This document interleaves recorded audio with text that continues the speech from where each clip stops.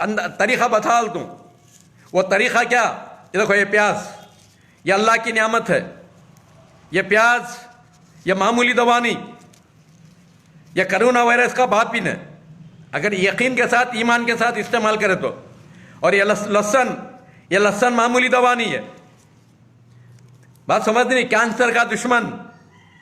मेरे दोस्तों भाइयों, इसे लेकर पानी में डालो और इसके साथ कलौंजी यानी ब्लैक शीट, हब्बतु सौदा बोलते हैं, करजिर के बोलते हैं, कड़ा में कलौंजी डालो, मेथी डालो, करे पत्ता डालो और तुम्हारा सना का पत्ता, सोना मुखी डालो, और दूसरा सरफूं का, पंसारी क्या मिलता है, सरफूं का डालो, हल्दी, काली मिर्ची डालो और दाल को अच्छा पकाओ।